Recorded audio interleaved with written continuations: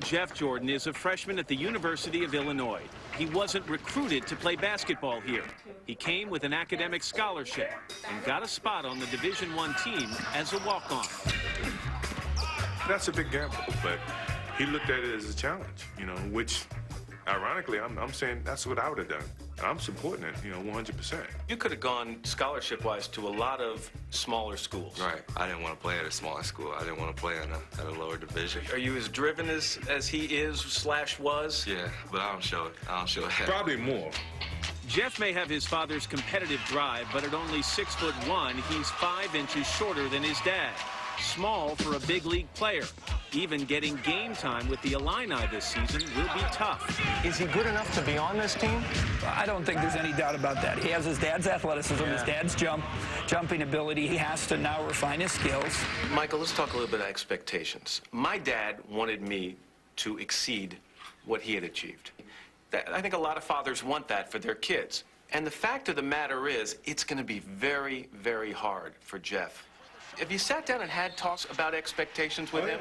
We do it all the time. The thing that we have tried to tell Jeff is that you set your own expectations. And if you're happy, that's all that matters. You're never going to make everybody happy. But how do you make that work in reality, Jeff? Because the theory's a great theory. But the first time you're introduced in the arena over here on a game for the Illini, and they say, number 13, Jeff Jordan, the room's going to stop for a second. And the crowd's going to go, here we go. And if you hit your first shot, it's going to be loud in there. Right. If you throw up an air ball on your first shot, it's going to get really quiet. Right. How are you going to deal with that? I guess the way I've been dealing with it since high school is just, you got to put it aside. Since I was young and playing basketball, every time I had a problem with expectations or people thinking that I'm supposed to be somebody I'm not, I always came to my parents first. Jeff and his siblings grew up in a small, sheltered community in suburban Chicago. Michael and their mother, Juanita, were married for 17 years. But last year, after years of messy headlines, they divorced. Hard for you to break that news? It was, but he was very mature about it. And the thing that his mom and I, we were very on the same page when it came to that. And our kids came first. We still communicate each and every day. You lost your dad too early. Did that event, Michael, change the way you view fatherhood and the way you want to be with Jeff and Marcus and your daughter? Probably more than they know. After being on the road and missing out on much of his children's early years, Jordan has a lot more time these days to be a dad. Ironically, now the kids, especially Jeff, have less and less time for him. When it comes to school, I say, you got to call me every 7th day or within those 7 days. Because if you don't call me within those 7 days, the 8th day I'm going to be standing in front of you. It's only 2 hours away. It gets to the 7th day, and I call him and say, Jeff, it's the 7th day I haven't heard from you. I'll be there in the morning. 10 minutes, he called me back. So he totally works, doesn't it? Yeah, without a doubt. Yeah. Jordan says he never pushed his kids to play basketball, fearing the pressure would be unhealthy. But both Jeff and younger brother Marcus have embraced the game, perhaps even more than Michael had bargained for. It got to a point with him and my youngest, they're such competitors, and so am I.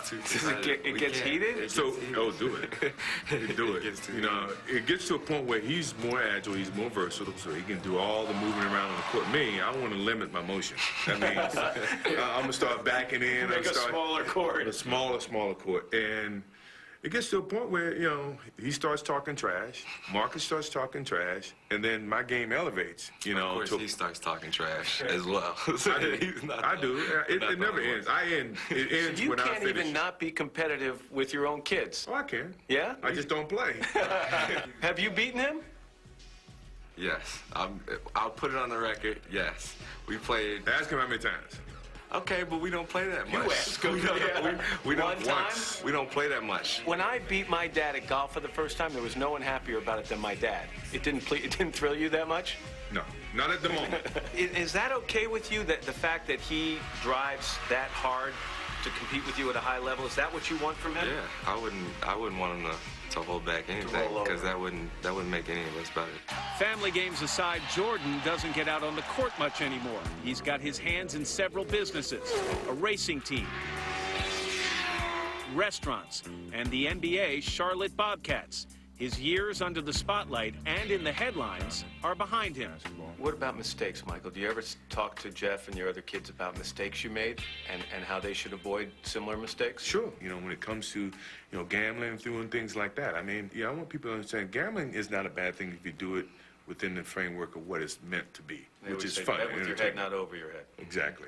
So my lessons to him is, don't ever go outside your means. Don't ever put yourself in a predicament where now you're going to regret it.